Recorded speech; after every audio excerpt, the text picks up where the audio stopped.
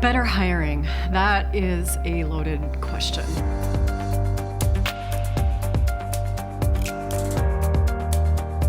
So a couple of the things that we see in the research that lead to better hiring, evidence-based practices that are going to help companies create better hiring outcomes. Number one, when it comes to the candidate experience, being very transparent matters. And that's not just transparency on pay. That's number one for candidates. They care about that more than anything else around the globe. That's number one. But beyond transparency on pay, things like transparency on the culture and values you have, on the development and growth opportunities that you have within the organization, as well as the benefits you offer. How are you flexible? How are you adapting to meet the needs of your people versus forcing them to flex themselves to fit into your business? Number two, when it comes to how you're talking about your company, don't just share what the job is or what the company is.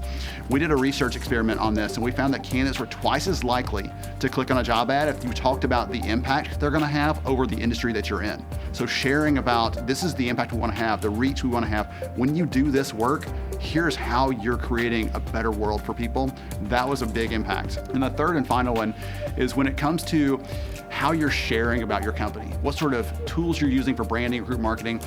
The video that most companies put on their website is the corporate culture, here's our history, all of that. And there's nothing wrong with that, but when you ask candidates what they most want to see, they want to see someone like them that's done the job. They want to hear from people who are working in the business, what their experience is like. Every company isn't perfect. No company is perfect.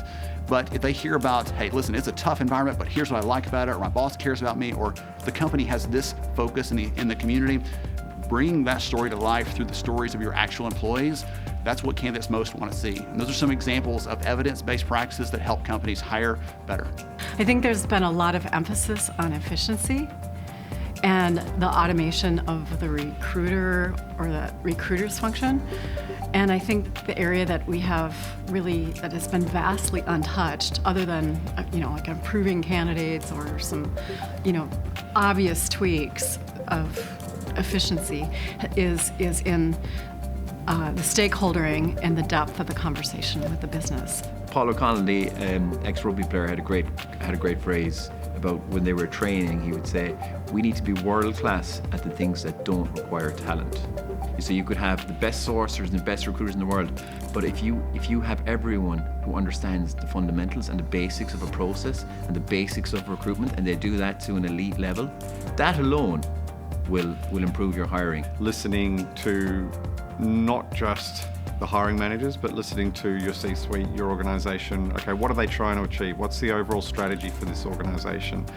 Because what you'll often find is that there's a disconnect between what the C-suite or the leadership wants and what maybe the frontline hiring teams want that are actually doing the work. So as a TA function, you can't necessarily fix that, but you can certainly encourage discussions that might bridge that gap somewhat. In order to make sure that you get the job done correctly, the place to start every single time is with the data.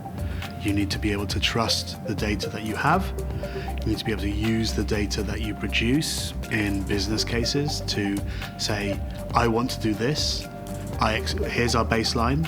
Here's where I expect we'll get to, and then fail fast if you don't quite get there. But you need to trust your systems to produce the right data and to give you the right insights into that data in order to make business decisions. Continually validate back with the business leadership over what you're doing is actually what the business needs. Plans change, priorities change, goals change.